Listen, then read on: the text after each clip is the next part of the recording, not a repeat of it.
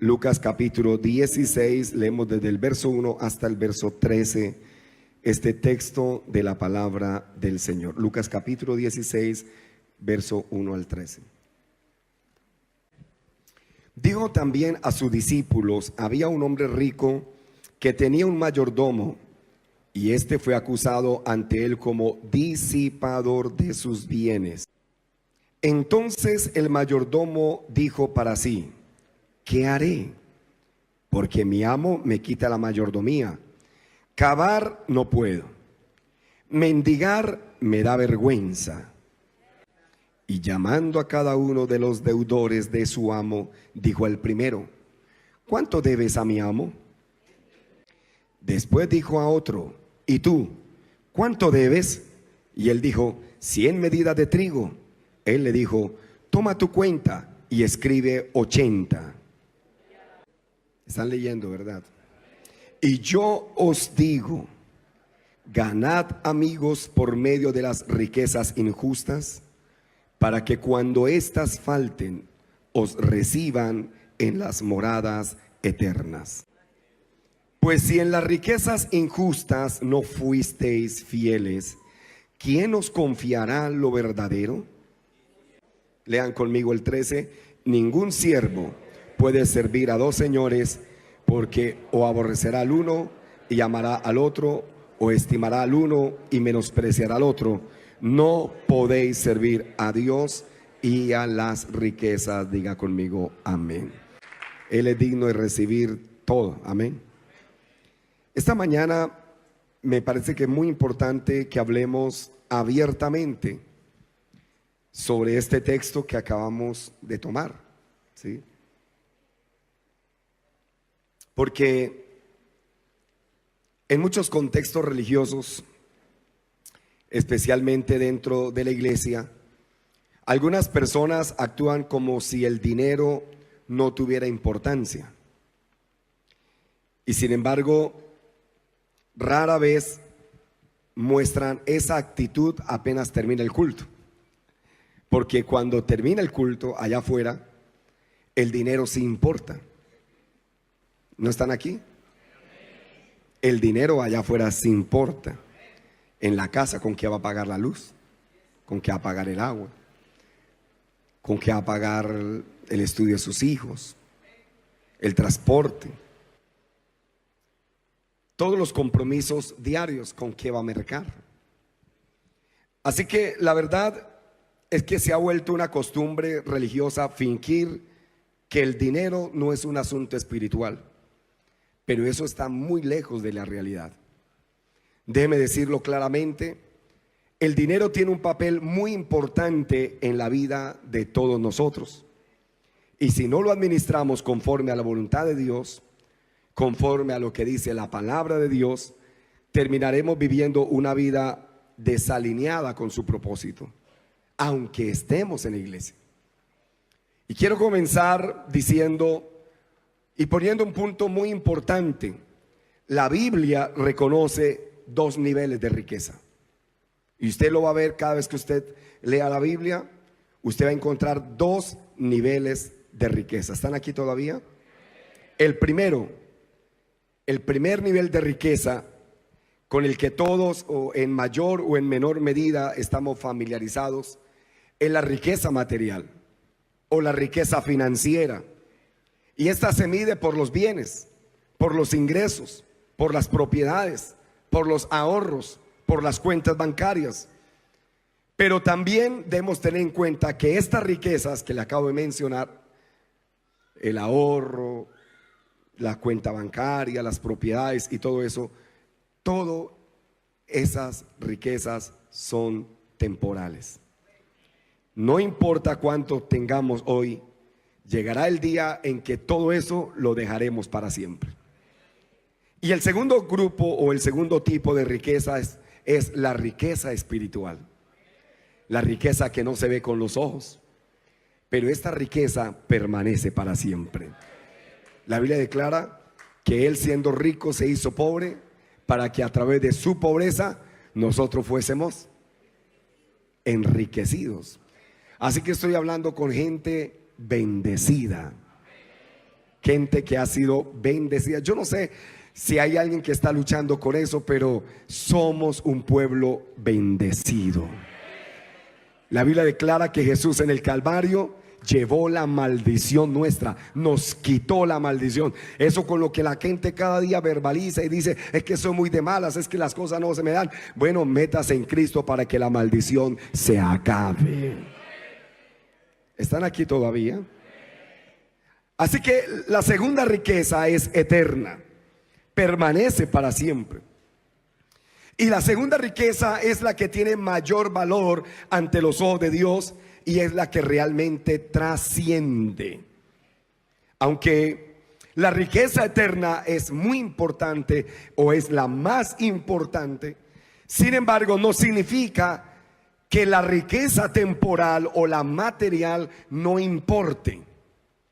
La palabra de Dios no ignora lo material. Al contrario, nos enseña que lo que hacemos con nuestra riqueza terrenal tiene un impacto directo en lo que recibiremos en la eternidad. Lo que tú hagas con lo temporal dice mucho en lo que recibirá en la eternidad. Por eso me gustaría comenzar hablándole de un texto que usted encuentra en el libro de Hebreos, que habla de los hombres de la fe. Porque a veces nosotros hablamos riqueza y fe, no van, pero van demasiado. ¿Se acuerda que Santiago dijo en una ocasión: si viene un hermano con una necesidad y tú le dices: venga, vamos a orar por ti, y tú tienes ahí guardadito y no le dice al hermano, y que solamente le da la oración y hasta luego, dice: ¿cómo va a ser esa oración una realidad? Porque la fe sin obras es muerta. Entonces, la fe y las riquezas tienen mucho que ver. Hebreos 11:24 dice, o nos habla, nos muestra una de las decisiones más difíciles que un hombre de la fe haya podido tomar. Un hombre de la fe. ¿Por qué digo esto? Porque por la fe Moisés, dice el texto, hecho ya grande, o sea, ya era una persona consciente, conocedora, con una capacidad intelectual muy fuerte, pero él ya, cuando se hizo grande, dice, rehusó llamarse hijo de la hija de Faraón. ¿Y qué más dice el verso siguiente? Escogiendo antes ser maltratado, ¿con quién? Con el pueblo de Dios, que gozar de los deleites temporales del pecado. ¿Y qué más dice el verso? Teniendo por mayores, dígalo fuerte, mayores riquezas. ¿Qué tenía por mayor riqueza? El vituperio de Cristo. O sea, hay una mayor riqueza que la temporal. Ahí está Moisés, hijo de la hija de Faraón. Moisés goza con riqueza, goza de privilegios, goza de posición, goza de un estatus de autoridad. Él podría haber sido el próximo faraón de Egipto, criado por la hija del faraón, y sin embargo, cuando él tiene conocimiento de que hay un Dios verdadero y a él hay que honrar y servir, renunció voluntariamente a todo esto, a la riqueza, a la posición, al estatus, al poder. Y la Biblia declara que renunció a todo esto porque tenía por mayor riqueza el vituperio de Cristo. O sea que hay una riqueza mayor que las riquezas terrenales. Así que en cierto momento, cuando Moisés tenía 40 años, tomó una decisión radical, le dio la espalda a lo que Egipto le ofrecía. Cualquiera persona diría: mire qué tonto, ¿no? Esta persona renunciar a todo esto. ¿Para qué? Bueno, es que hay una riqueza que es eterna y esa no es temporal. La riqueza eterna no es temporal. Así que Hebreos nos revela lo que pasó en el corazón de Moisés. Por la fe Moisés, hecho ya grande, rehusó llamarse hijo de la hija de Faraón, escogiendo antes ser maltratado con el pueblo de Dios que gozar de los deleites temporales del pecado. O sea, Moisés ahora tiene una una convicción personal, tiene por mayor riqueza el vituperio de Cristo que los tesoros de los egipcios, porque tenía su mirada puesta en un galardón. Todo en la vida se acaba, pero cuando tú piensas en la eternidad, piensas bien, porque lo que se consigue en la eternidad nunca termina. Moisés no se conformó simplemente con la pobreza. Él escogió algo más valioso, y él escogió las riquezas espirituales. Las mayores riquezas son las eternas. No son visibles, no se pueden calcular en peso o en oro.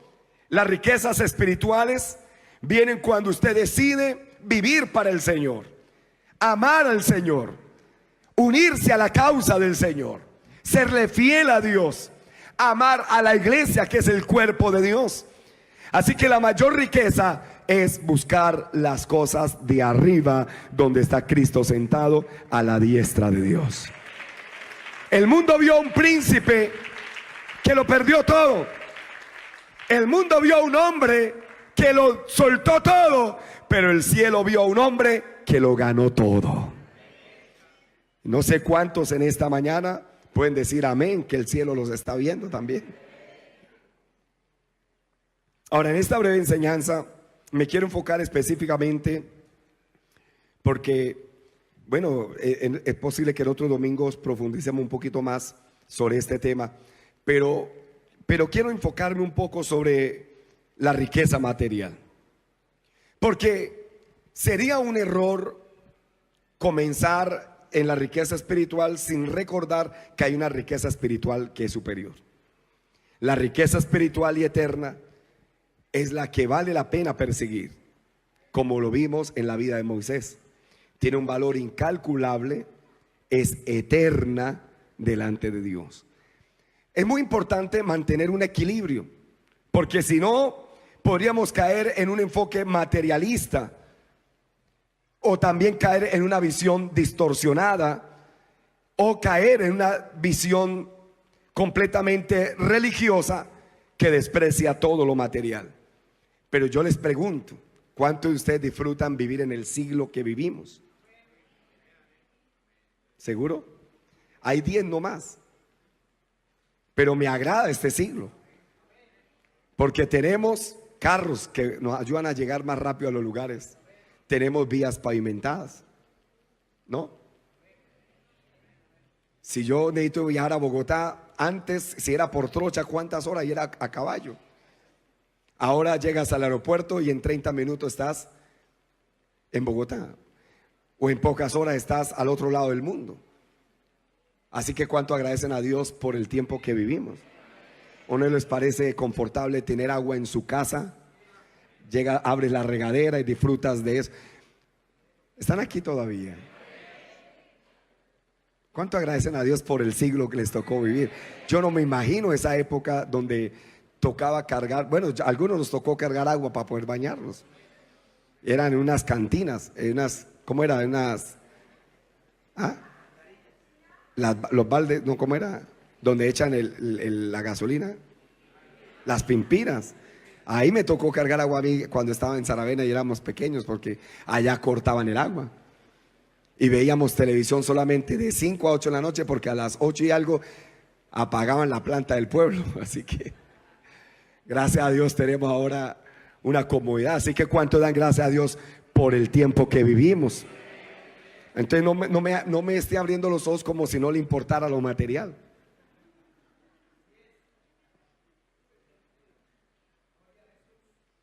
A todos aquí les importa lo material. Y muchos creyentes hablan del dinero como si fuera algo malo en sí mismo. Y yo he estado leyendo la Biblia y buscando de Génesis a Apocalipsis de Génesis a Apocalipsis que me diga que la raíz de todos los males es el dinero. Y no he encontrado. No he encontrado de Génesis a Apocalipsis que me diga que la raíz de todos los males es el dinero. Pero sí encontré por ahí un texto que dice: la raíz de todos los males es el amor. ¿Me lograron ver, lograron tomar la diferencia? El amor al dinero. Sí encontré un texto que habla allí. Entonces, no miremos al dinero como si fuese algo malo en sí mismo, porque algunos hasta se expresan como si lidiar con dinero fuera una especie de mal necesario. Pero el dinero no es un mal necesario, es que es una necesidad. Así que para entender este tema quiero que veamos un texto de Apocalipsis. Hay una escena que con esa terminé hace 8 días la escuela dominical, en Apocalipsis capítulo 5.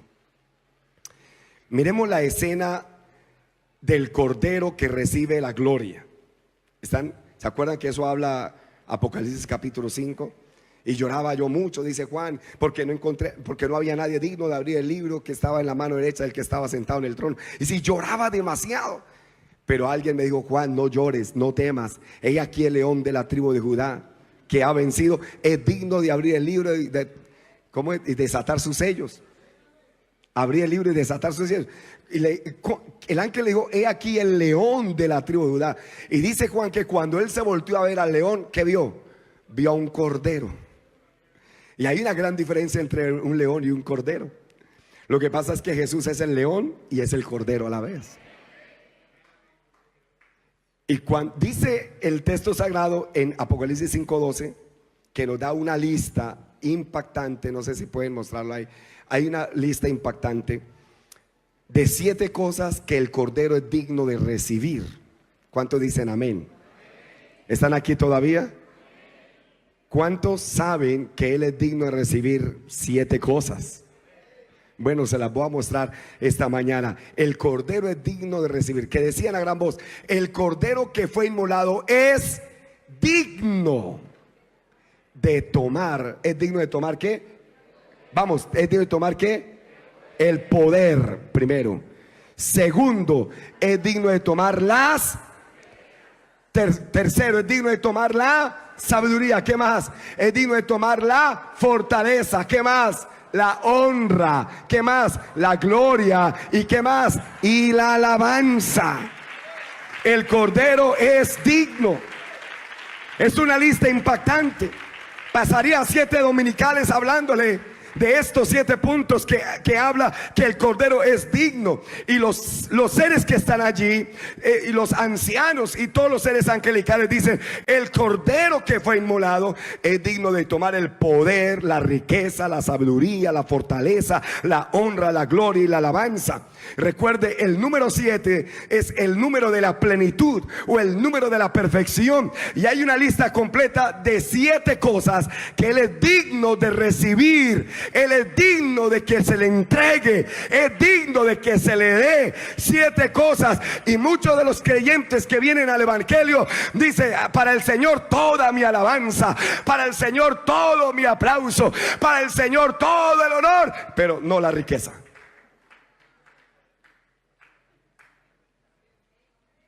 Se acabaron los amenes, ¿no? Iba bien, pastor, dice. Íbamos enchufados. Pero Él es digno de todo. Algunos se convirtieron, pero dejaron el bolsillo afuera. Pero este texto muestra que el cordero que nos salvó, porque el cordero fue el que nos salvó, Él es digno del poder y Él es digno de las riquezas. Así que todas las cosas que está mencionando este texto son buenas. Usted no puede decir: a Dios le voy a dar la gloria solamente, la alabanza, el honor. Pensar que los adoradores celestiales, guiados por la presencia de Dios, incluyeran algo malo en medio de la lista de adoración. Pero el texto literalmente dice que Él merece recibir las riquezas. Cuando Él nació, y que eso lo vimos hace 8 días precisamente, los reyes que vinieron del oriente, ¿qué trajeron? Riquezas. Ellos no dijeron: vengo solamente a traerte alabanza y adoración, porque tú mereces la alabanza y la adoración. No, le trajeron ¿qué? Riquezas. ¿Alguien se acuerda qué le trajeron? Lo primero que menciona es que le trajeron oro. Eso es riqueza. Esto nos deja una enseñanza muy clara que la riqueza en esencia son buenas. No me diga que ser pobre es una belleza. Y usted podrá hablar mal de mí esta mañana diciéndome: hermano, es que usted habla de dinero, pero si pasa una necesidad usted vendrá a pedirme. Porque la bendición o el manejo de las riquezas no son malas. Lo que es malo es poner nuestro amor en ellas. Así que si hay algo que el Señor es digno de recibir, si Él es digno de recibir, es la riqueza. Ahora, muchas de estas cosas pueden ser malversadas, ¿sí? Es decir, pueden ser usadas para fines corruptos o egoístas. La fuerza, por ejemplo, puede ser malversada. Usted puede tener fuerza y oprimir y herir a otros. Hay cuánta gente que se cree y va al gimnasio y tiene esos músculos que ya parecen, no sé, ya como que no son seres humanos. Y sí, pero un puño de esta gente, hermano. Y hay gente que puede usar la fuerza y puede ser malversada para oprimir y herir a otros. Pero eso no quiere decir que la fuerza en sí sea mala. Porque cuando usted necesita mover algo que está pesado, uy, gracias a Dios. Gracias a Dios por la fuerza. La sabiduría. La sabiduría puede ser malversada para manipular, mentir o engañar. Pero eso no convierte a la sabiduría en algo maligno. Y lo mismo ocurre también con el dinero o la riqueza. Las riquezas pueden usarse para fines egoístas, para la codicia, para la corrupción. Se pueden malversar las riquezas, pero eso no significa en sí que la riqueza sea mala. Una trampa sutil del enemigo, aquí es donde yo quiero que ustedes pongan mucho cuidado, porque el enemigo ha logrado convencer a muchos creyentes de que el dinero es sucio o problemático. Y con el propósito, él ha metido ese mensaje con la idea o el objetivo de hacer impráctico el dinero dentro del reino. Que el dinero no es necesario en la expansión del reino. Y peor aún, esa mentalidad puede desviarnos de la fe, ya que nos impide ver el dinero como una herramienta para cumplir el propósito de Dios. Así que escúchelo bien esta mañana: la riqueza, la abundancia, el dinero sí son cosas buenas.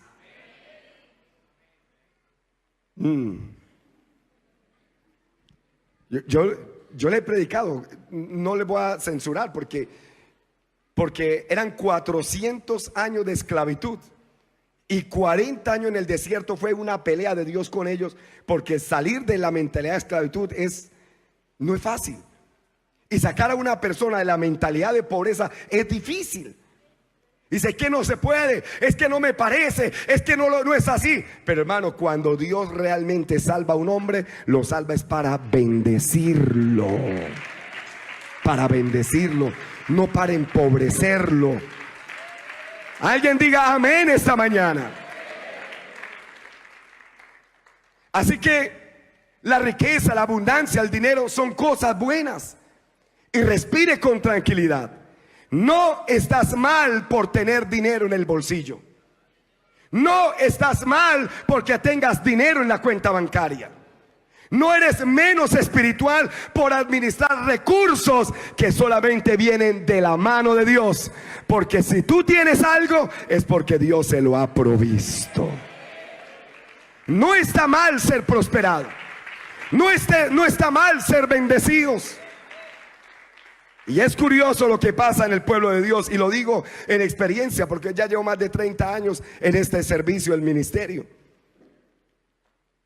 Cuando están en escasez, dicen que el dinero es malo. Pero cuando Dios comienza a bendecirlos, se les cambia el chip. Dice, uy, qué bendición el dinero. Pueden darle mejor comodidad a su familia. Pueden comprar una mejor casa. Pueden comprar un mejor vehículo para transportar a su familia. Se pueden comer seguramente una porción de más de carne en la semana. Se fueron. ¿Usted sabe qué? Los hombres cambiamos de opinión. Cuando no tenemos, vemos al dinero malo. Y cuando vemos a otro que está siendo prosperado, decimos, tan materialista este. Pero apenas Dios comienza a bendecirme, me cambia. Pero hay algo que usted debe entender, y es que Dios nunca cambia de opinión. Él siempre ha visto la riqueza como algo bueno. Mire a Job, no era un hombre pobre, era un hombre rico. Mire a Abraham, era un hombre pobre, era un hombre rico. Los hombres de Dios disfrutaron de sus bendiciones. El reino de Israel se construyó bajo el reino de riqueza. Usted nota en la edad en el tiempo de Saúl, en el tiempo de David, en el tiempo de Salomón, mientras que fueron fieles a Dios, Dios les dio bendiciones en abundancia. Tenían hasta escudos de oro. Imagínense la bendición. ¿Qué pueblo podía darse el lujo de tener escudos de oro? E Israel los tenía, porque Dios ha visto la riqueza como algo bueno cuando es usada bajo su dirección. Por eso lo incluyó en la lista de lo que el Cordero es digno de recibir. Es digno de recibir la riqueza. Así que lo siguiente que le voy a decir está en el libro de Ageo, justo antes del libro de Zacarías. Ageo capítulo 2, el verso 8. Dios dice: mía es la plata y mío es el oro, dice el Señor de los ejércitos. Y es muy importante entender esto, porque la palabra hebrea que traduce plata en este texto es kesef. Y la palabra kesef en el hebreo moderno también significa dinero. En otras palabras, Dios dice: mío también es el dinero. Y algo similar ocurre también en otros idiomas. Cuando se habla de la plata, se refiere al dinero. Entonces lo que Dios está diciendo es: mío es el dinero, mío es el oro, mío es toda la tierra y su plenitud, y los que también en ella viven también son míos. Así que este es un principio fundamental. Toda la riqueza del mundo le pertenece solo a un ser, y me agrada presentárselo: le pertenece a mi Señor Jesucristo. Así que en ese contexto él añade: la gloria postrera de esta casa será mayor que la primera. Dios relaciona directamente la gloria de su casa con la posesión de riquezas. En otras palabras, la riqueza le pertenecen a Dios, y su propósito principal es ser utilizada para su obra. He escuchado a más de un predicador decir, incluso con cierto aire de orgullo, estos predicadores que dicen: yo nunca predico sobre el dinero a la iglesia. Bueno, ese predicador es un irresponsable, porque debo ser honesto: un predicador que nunca hable de dinero está fallando a su responsabilidad. Y ustedes no dijeron amén porque están de acuerdo con esos predicadores. Porque el dinero no es un tema opcional de la vida cristiana, es central en nuestra obediencia y en nuestra mayordomía. No predicar sobre el dinero es privar a la iglesia de no tener una instrucción clave para su crecimiento espiritual. ¿Qué dice el Nuevo Testamento respecto al dinero? Muchas personas tienen la idea de que el Nuevo Testamento casi no habla de dinero, que no menciona ni el dinero. Pero esa idea, hermano, no se sostiene cuando usted comienza a leer la Biblia. Es que nomás comenzando con el niño que nació, ahí está involucrado las riquezas. Cuando usted lee en 1 Corintios capítulo 13, ¿alguien sabe qué él dice? 1 Corintios 13.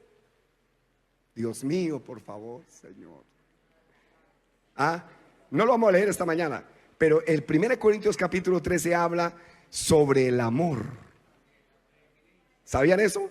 La preeminencia, el amor. Si yo tuviese esto, pero no tengo amor; si yo le regalase esto y no tengo. O sea, hay un capítulo en 1 Corintios capítulo 13 que es una joya literaria que muestra el amor en su máxima expresión. Nos habla de la verdad y la ternura del amor, pero solo tiene 13 versículos en este texto para hablar del amor. En el capítulo 13 de 1 Corintios, solo 13 versículos hablan del amor. Pero en 2 Corintios capítulo 8 y capítulo 9 hay 2 capítulos completos que hablan del dinero. En los solos 2 capítulos hay 39 versículos que hablan sobre el manejo del dinero. ¿Qué significa esto? ¿Que el dinero es más importante que el amor? Claro que no. Pero que es imposible que usted diga que ama a Dios y no tiene un buen manejo del dinero. Si usted revisa la Biblia, La Biblia le invita a tener un buen uso del dinero, porque al final no puedes separar tu amor del dinero. Usted no puede decir: yo amo a alguien, yo amo a mis hijos, y no le provee. La Biblia dice: el que no provee para su propia casa es peor que un incrédulo, porque hasta los incrédulos se esfuerzan en proveerle a sus hijos lo que sus hijos necesitan. Entonces, ¿cuánto más los cristianos ahora deben preocuparse en proveerle a los suyos lo que necesitan? Jesús dijo en Mateo 6:21: donde esté vuestro tesoro, ahí estará vuestro corazón. Amor y dinero no son rivales, son reflejo uno del otro. Tu manera de manejar el dinero no es solo una decisión financiera, sino es una expresión espiritual. Lo que das, la forma como das, la manera como lo das, habla de lo que hay en tu corazón. Habla de tu fe, habla de tu amor. Así que cuando hablamos de dinero, no estamos hablando solo de números, estamos hablando de amor. Estamos hablando de obediencia, estamos hablando de prioridades y estamos hablando a quien reconocemos como Señor. ¿Están aquí todavía? Mire que el apóstol Pablo en Hechos capítulo 20, cuando se está despidiendo de una iglesia, Pablo nos da una breve descripción, pero muy poderosa, y hay una mirada a la motivación de lo que había detrás de su ministerio. Y lo que dice allí debería ser un ejemplo para todo predicador, para todo maestro, para todo aquel que se considera un pastor de una iglesia. Y es que Pablo dijo en Hechos 20:20, Pablo confesó y Pablo declaró a los hermanos en Éfeso: no rehuí como nada que fuese útil, he rehuido de anunciarles y enseñarles públicamente y por las casas. ¿Qué enseñaba? Testificando a judíos y a los gentiles acerca del arrepentimiento para con Dios y de la fe en nuestro Señor Jesucristo. ¿Y qué más sigue diciendo? Bueno, ahora va él a un lugar, pero Pablo más adelante añade, cuando está terminando en el verso 26, por favor, verso 26, para no leerlo todo. Dice: por tanto, yo os protesto en el día de hoy que estoy limpio de la sangre de todos. ¿Por qué? Porque no he rehuido, no he huido, ni he escondido anunciarles todo el consejo de ¿quién? Ahora yo pregunto, ¿la Biblia tiene consejos de parte de Dios en nuestras finanzas? Y Pablo dijo: no he rehuido en anunciarles a ustedes todo el consejo de Dios. Y ese consejo incluye todo acerca de cómo manejamos nuestras finanzas, cómo manejamos nuestra mayordomía, nuestro dar, el corazón del creyente frente a las riquezas. Si Dios lo dijo, ¿quiénes somos nosotros para callarlo? Si hemos sido llamados a predicar la palabra, entonces no tenemos derecho de ocultar la verdad sobre el dinero. No debemos enseñar motivados por codicia, pero tampoco debemos caer en el error de silenciar el tema por temor a incomodar. Es que, hermano, se incomoda, la gente habla mal. Sí, hay gente que piensa mal del dinero que se colecta en una iglesia, pero eso no nos puede prohibir de predicar cómo se manejan las finanzas. Pablo dijo: lo que es útil lo enseñé. Y hablar del dinero desde la perspectiva bíblica es útil, es necesario y es urgente. No hablar del dinero en la iglesia, hermano, no es prudencia, no, es desobediencia. Porque el dinero toca el corazón, el dinero moldea las decisiones, el dinero revela quién es el Señor de nuestra vida. Y eso es parte del consejo completo de Dios. Y creo que debido a esa actitud religiosa y esa tradición tan arraigada de no hablar de dinero en la iglesia, muchos creyentes han sido privados de bendiciones que Dios tenía preparado para ellos. Recordemos algo fundamental: Dios está de nuestro lado. ¿Lo sabían ustedes? Él no quiere engañarnos en nada. Todo lo que nos dice, lo dice en su palabra y es para nuestro bien, para protegernos, para ayudarnos a prosperar conforme a su voluntad. Y aunque algunos eviten el tema, Jesús habló demasiado sobre el dinero. De hecho, fue uno de los temas que más mencionó en sus enseñanzas. Y por eso quiero referirme a un par de pasajes más de los evangelios donde Jesús aborda directamente este tema. Primero, se encuentra en el Sermón del Monte, uno de las enseñanzas más poderosas y completas que tenemos registradas de nuestro Señor Jesucristo. El Sermón del Monte. Y yo decía el jueves, y algunos ni saben que existía el Sermón del Monte. Pero Mateo 6:24 nos habla de lo que Jesús dijo: nadie puede servir a dos señores. Levante la mano y diga así, vea, dos. Dígale que está al lado: no puede servir a dos señores. Sin pena, dile al que está al lado: no puede servir a dos señores. Porque, aquí dice, porque o aborrecerá al uno y amará al otro, o estimará al uno y menospreciará al otro. No podéis servir a Dios y a las riquezas. La palabra riqueza aquí fue reemplazada por la palabra mamón. Mamón, que era considerado el dios del dinero, de las riquezas. Y este es un principio general del reino. No se puede tener doble lealtad. ¿Están aquí todavía? No se puede tener doble lealtad. Jesús no está hablando de una preferencia. Jesús está hablando de señorío, de control, de quién manda sobre su vida. ¿Quién manda sobre su vida? Mamón, el dinero, o el Señor Jesucristo. Algunas traducciones modernas sí reemplazaron la palabra mamón por dinero, y está bien. Pero en último, no se está refiriendo solamente al dinero, porque mamón no es simplemente una palabra que quería decir dinero, sino que en el contexto bíblico mamón representa una fuerza espiritual maligna, una entidad que busca gobernar, dominar, esclavizar a las personas a través del dinero. Es decir, que cuando alguien vive controlado por el dinero, no solo está atrapado en lo material, está bajo la influencia de algo espiritual destructivo. Dos señores: o es mamón o es Jesucristo. Y Jesús deja claro: no puedes servir a dos señores. Tienes que elegir a uno a quien vas a servir. No puedes servir al dinero, a mamón, y decir a la vez sirvo a Dios. No puedes estar controlado por los dos. No puedes estar sometido por los dos. Tienes que tener fidelidad a uno solo.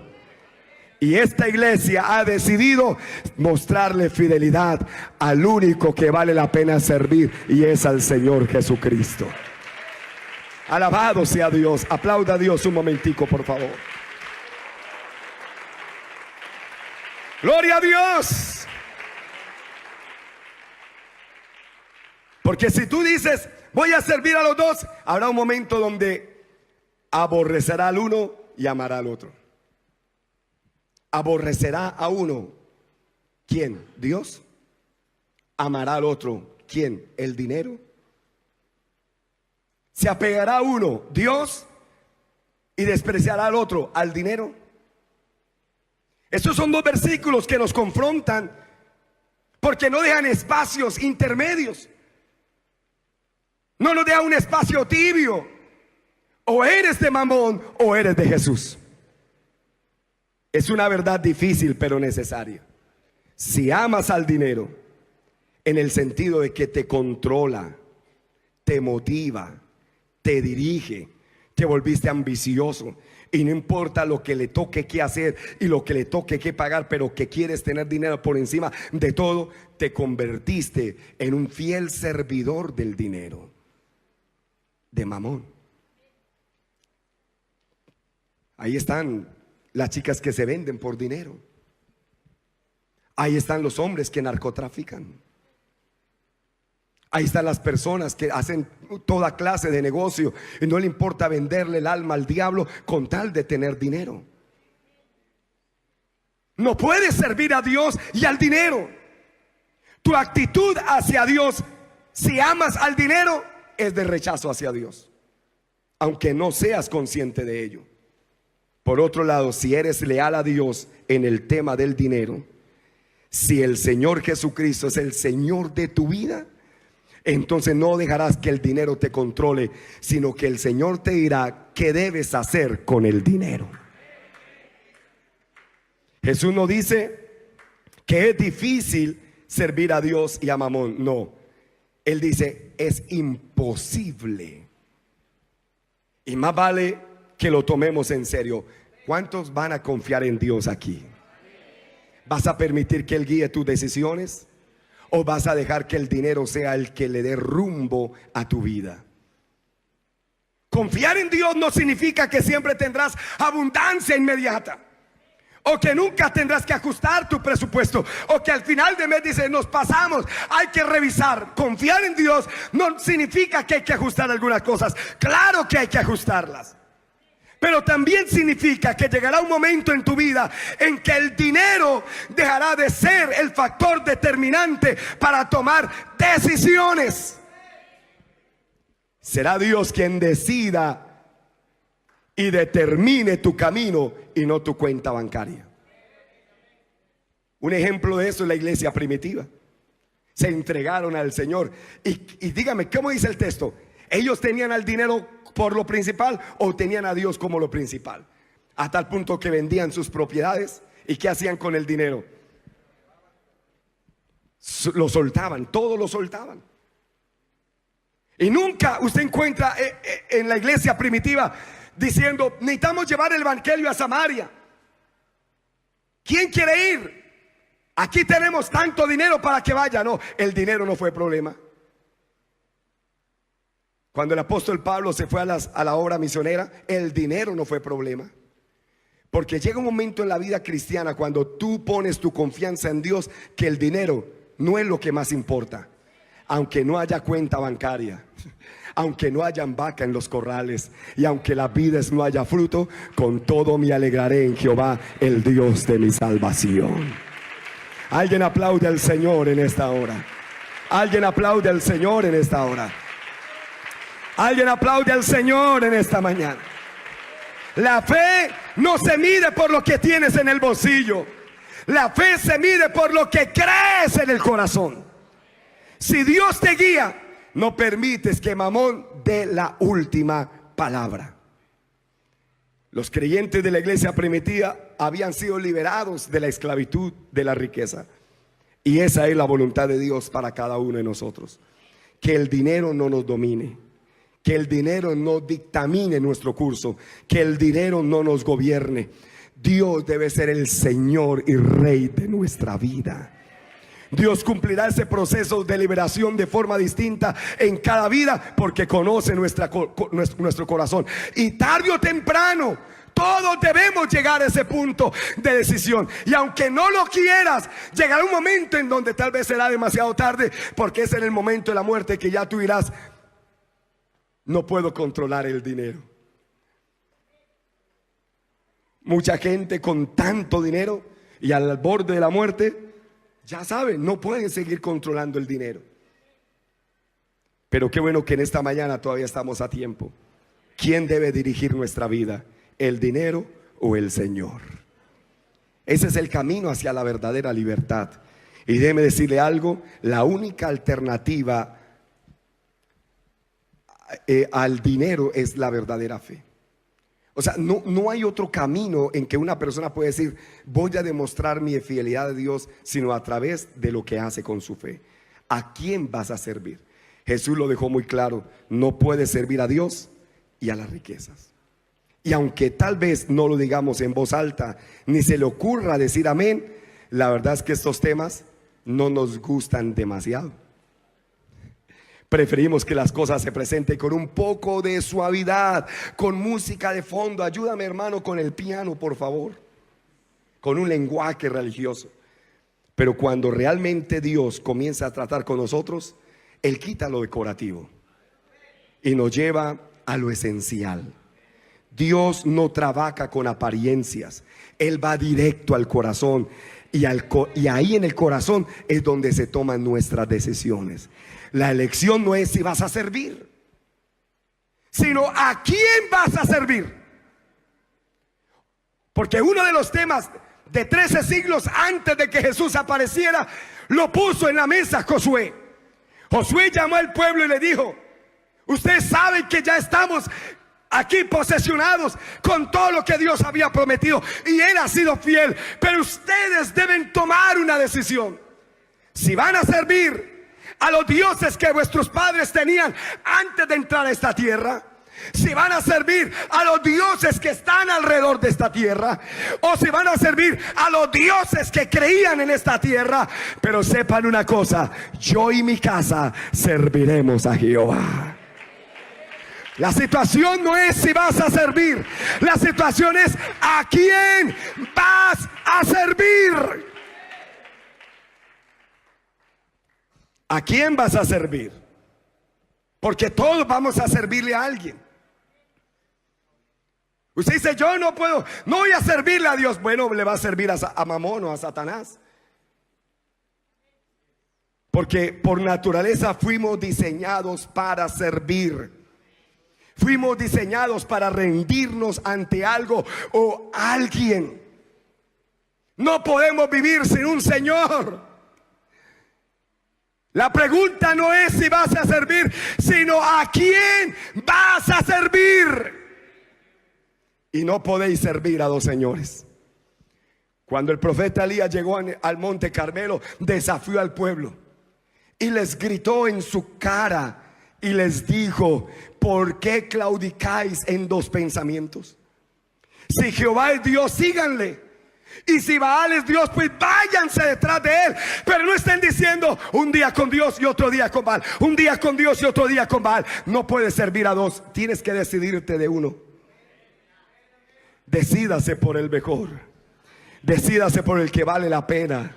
Y el que vale la pena se llama Jesucristo, el Señor, Rey de Reyes y Señor de Señor. Se trata de una decisión. ¿A quién vas a servir? No puedes servir a Dios y al dinero. No puedes tener dos señores. Uno de los dos siempre tomará el control de tus decisiones, de todo lo que haya en tu vida. Así que la pregunta no es si vas a servir, la pregunta es: ¿a quién vas a servir? Y el texto que leímos de Lucas 16, Jesús alabó la astucia de este hombre. Siempre. Ahí estaba el texto.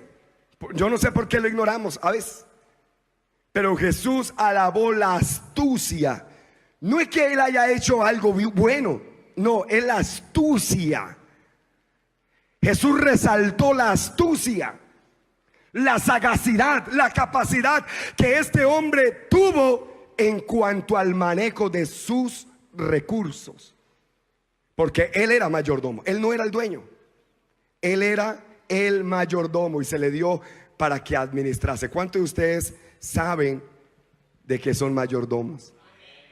Espero que ya haya bajado el letrero: este negocio va bien porque Dios es mi socio. Va que eso de ahí. Dios no es tu socio, Dios es el dueño de tu negocio. Y lo puso en tus manos para que lo administres.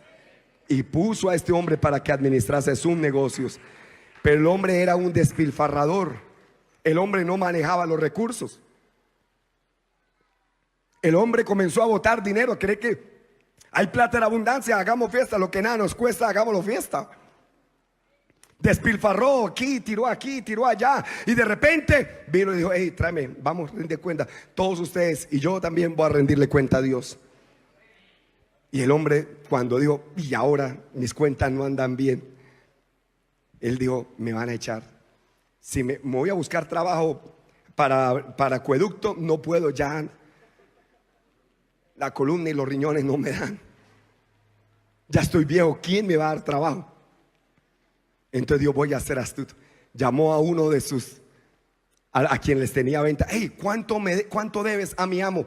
Le debo 100. Bueno, pon ahí que debes 80. Y lo demás tranquilo, no hay problema. Y llamó al otro: ¿cuánto le debes a mi amo? No, le debo 50. Pon ahí que le debes 30. Y así hizo con todos.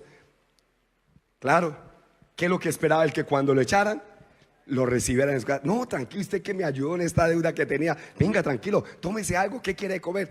Imagínese, si perdonó a 300, podía comer en cada casa un día del año. Astuto, inteligente. O sea, un hombre sabía qué podía hacer con los recursos. Jesús dijo, miren la astucia de este hombre. Y prácticamente lo llevó a nuestra práctica, a nuestra vida espiritual. Utilicen las riquezas temporales para la riqueza espiritual. Se fueron. Se lo voy a explicar de esta manera, así rápidamente. Los creyentes, ¿cuántos creyentes hay aquí en esta mañana?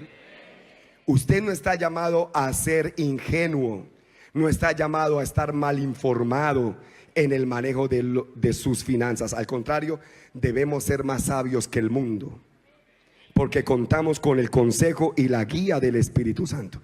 Haced amigos con las riquezas injustas. Todo el dinero en la vida, todo el dinero en la vida usted no se lo puede llevar a la eternidad, no se lo puede llevar. Así que es injusto, porque usted dice, yo trabajé, yo luché, yo me esforcé, logré conseguir esto, pero llega el día en que tiene que desprenderse, no se puede llevar nada. Pero Jesús dijo, use esa bendición para que cuando tú partas a la eternidad, lo que hayas hecho con tu dinero aquí tenga trascendencia en lo eterno. O sea, administre el dinero con inteligencia, administre el dinero con propósito, administre el dinero con visión eterna y visión celestial.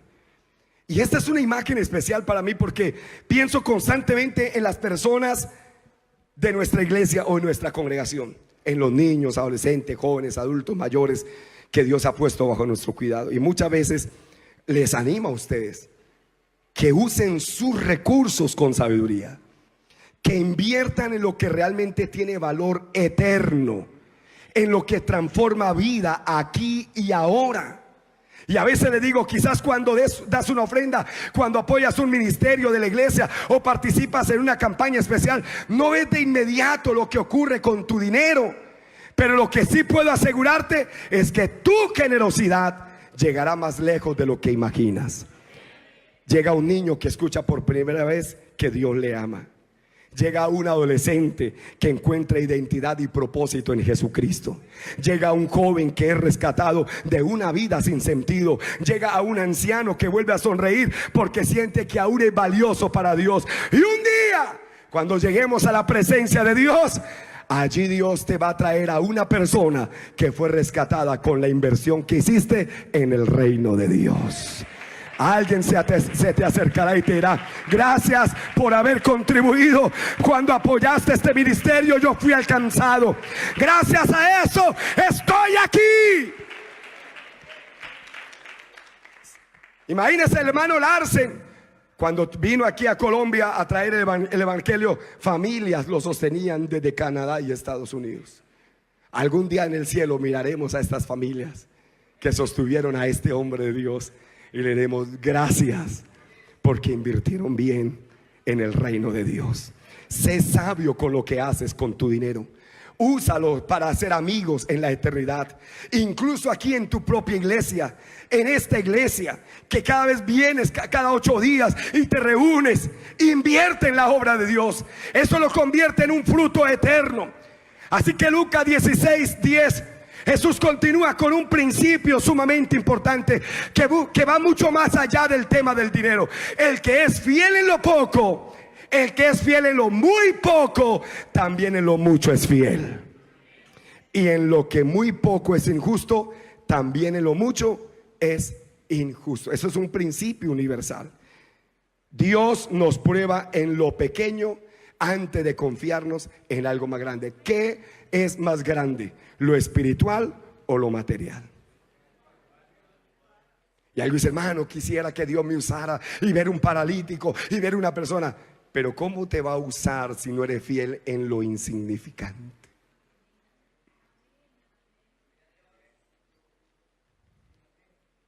Muchos creyentes anhelan responsabilidades mayores, ministerios más visibles, bendiciones en abundancia, pero la puerta hacia lo mucho se abre con la fidelidad de lo poco. No subestimes lo poco. Es fácil menospreciar las decisiones diarias, los actos discretos, las responsabilidades que parecen o se muestran como insignificantes. Es fácil, pero muchas veces lo que nosotros llamamos pequeño, para Dios es una prueba clave. ¿Cómo manejas tu tiempo? ¿Cómo usas tu dinero? ¿Cómo tratas a las personas cuando nadie te observa? ¿Cómo respondes en las tareas que parecen no tener reconocimiento? Porque como no tienen reconocimiento, no le metes el alma, pero en lo poco has sido fiel. Así que esto dice mucho más de nosotros que de nuestras palabras o aspiraciones. Dios observa lo que hacemos con lo insignificante. El dinero es insignificante frente a la eternidad, pero Dios observa lo que tú haces. Porque el Señor en su sabiduría no confía lo grande a quienes han sido infieles en lo pequeño. Y no es por castigo ni desconfianza, es porque Él sabe que la fidelidad no aparece cuando te dan más. La fidelidad no aparece cuando las cosas están mejor. La fidelidad comienza desde lo insignificante, con lo que tienes en la mano.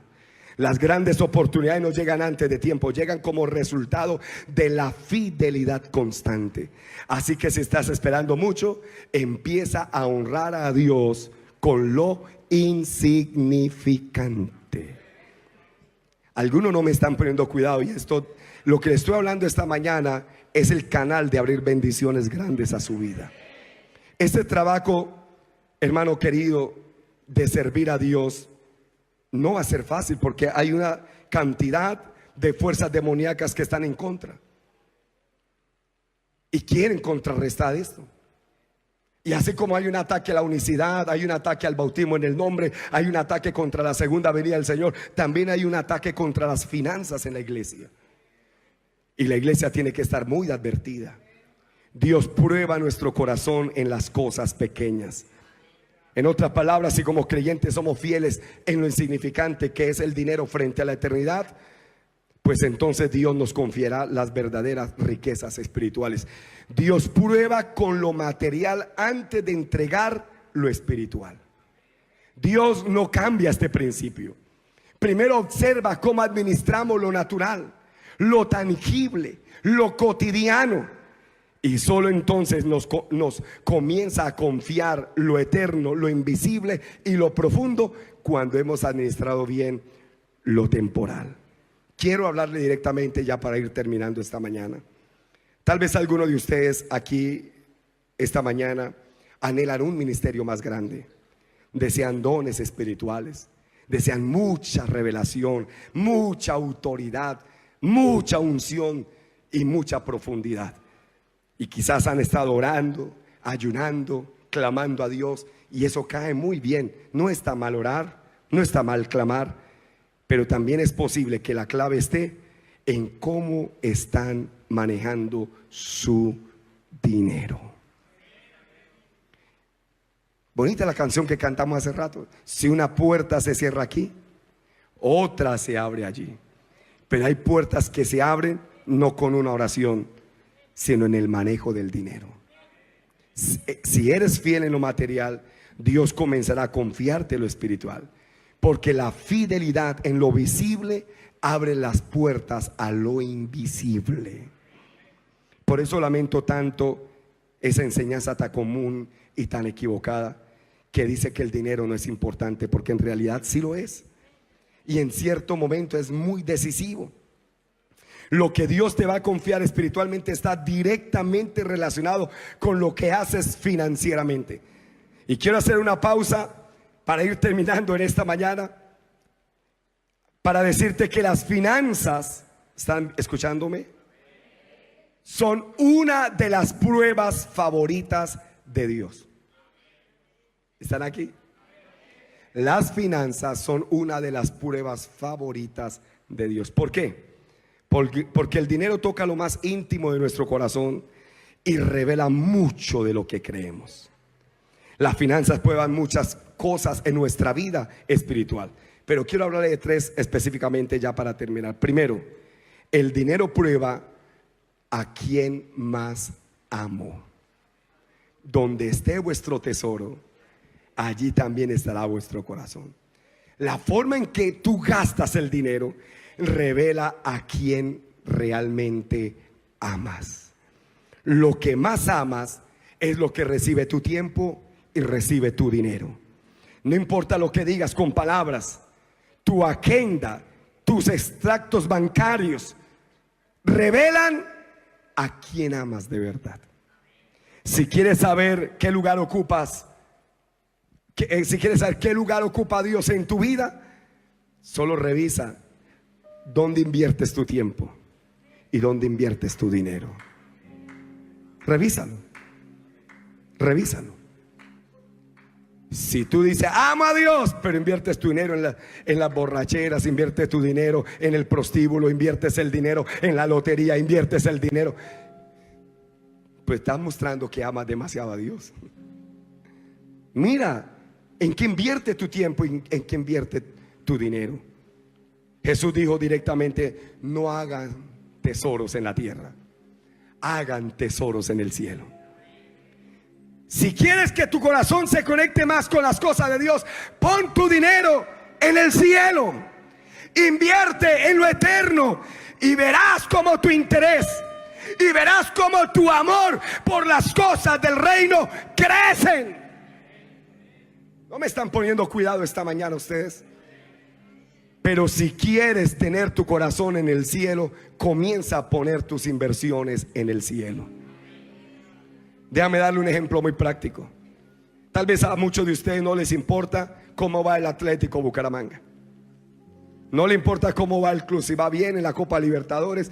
No les importa. ¿Sabe por qué no le importa? Porque usted no está metiendo tu dinero allí. Pero si tú compras acciones de este club, todos los días estarías pendiente del partido, porque te importa dónde metiste tu dinero. Te importa dónde están yendo tus recursos. Porque donde esté tu dinero, ahí estará.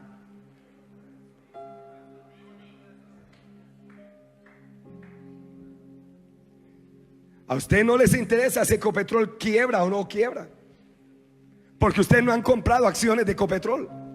Pero si alguno ha comprado acciones de Ecopetrol, todos los días revisa: bajó las acciones, subió, porque donde esté vuestro tesoro. Cuando tú inviertes en la obra de Dios, estarás preocupado por la obra de Dios. Por eso hay tanta ausencia en los cultos.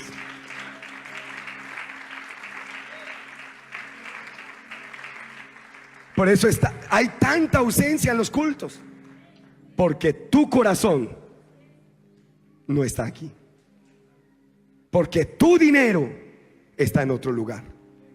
Porque donde esté tu dinero, ahí estará vuestro corazón. Ese es el número uno. Segundo, el dinero prueba en quién confío. El dinero no solo muestra lo que amo, sino también revela dónde está puesta mi fe. ¿Confío en el dinero para sentirme seguro y feliz? ¿O confío en Dios que me da todas las cosas en abundancia para que la disfrute? ¿En quién confío? El que confía en sus riquezas caerá. Proverbios 11:28. El que confía en sus riquezas caerá, pero los justos reverdecerán como el follaje. Tu actitud frente al dinero muestra en qué has puesto, en dónde has puesto, en quién has puesto tu confianza. Así que tu dinero revela dónde está tu fe. Cuando hay un hermano que dice: uy, pero es que yo tengo que darle esto a Dios, pero no, es que si me falta este poquito que tengo que entregarle a Dios, entonces ahí muestra dónde está tu fe. A los ricos de este mundo mando, dijo el apóstol Pablo: no pongan su confianza en las riquezas, las cuales son inciertas. Pongan su confianza en el Dios que todo lo puede y todo lo provee. Así que el dinero revela a quién amas. El dinero revela dónde está puesta tu fe. Y tercero, el dinero demuestra si Dios puede confiar en mí. Sorpresa. No la esperaba. Pero el dinero demuestra si Dios puede confiar en mí. En una palabra dice: te estoy observando. Antes de confiarte cosas grandes y espirituales, quiero ver cómo manejas lo material. Porque si no eres fiel con lo material, ¿cómo podré confiarte lo espiritual? Por eso es que para un rico es muy difícil venir al evangelio, porque ellos no administran los bienes de Dios. Ellos creen que administran sus propios bienes. Las finanzas fuera de control revelan una vida fuera de control. Una mala administración del dinero es un reflejo de una vida que no está siendo bien guiada. Y si eso es lo que está pasando, entonces necesitas urgentemente un director de finanzas, un salvador. Necesitas urgentemente al Señor Jesucristo en tu vida, que organice todas estas cuestiones. Por eso Pablo declaró en 2 Corintios capítulo 8. No le voy a leer todo el capítulo porque ya le dije que era lo último que iba a hablar esta mañana. Pero Pablo dice, 2 Corintios 8:8: no hablo como quien manda, sino para poner a prueba por medio de la diligencia de otros también la sinceridad del amor vuestro. Tiene que haber una sinceridad del amor. Y si usted dice: amor, yo te amo con todo el alma, pero no trae comida a la casa, no amas. ¿Están aquí todavía? Ya le dije que iba a terminar, así que estén aquí, que ya estoy terminando. Mire lo que dice en el verso 24, 8:24, para terminar. Mostrad pues para con ellos ante las iglesias la prueba, vamos, el siguiente, la prueba de vuestro amor y de nuestro gloriarnos respecto. Y Pablo está hablando de la prueba del amor, y si usted lee todo el contexto de este capítulo, está hablando del dinero. Porque si tú dices que amas a Dios, para ti no es problema darle a Dios. ¿Cuál es la prueba de sinceridad? ¿Cuál es la prueba del amor? Lo que haces con tu dinero. No basta con bonitas palabras o intenciones espirituales.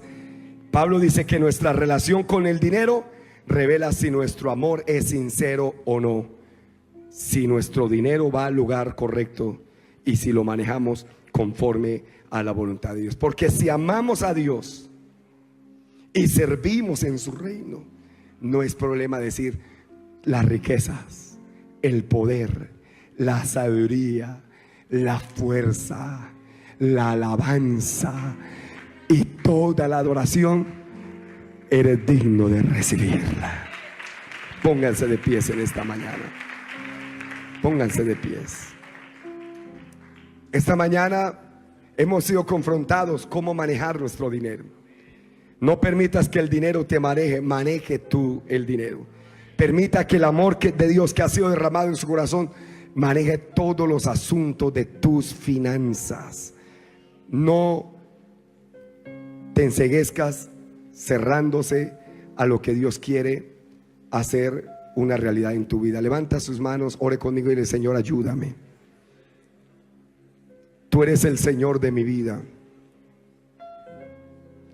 Tú eres el Señor de mi vida. El dinero no maneja mi vida. Tú eres el que maneja mi vida. Tú eres el Señor de todo lo que soy. Tú eres el Señor de todo. Tú eres el amo y dueño de todo.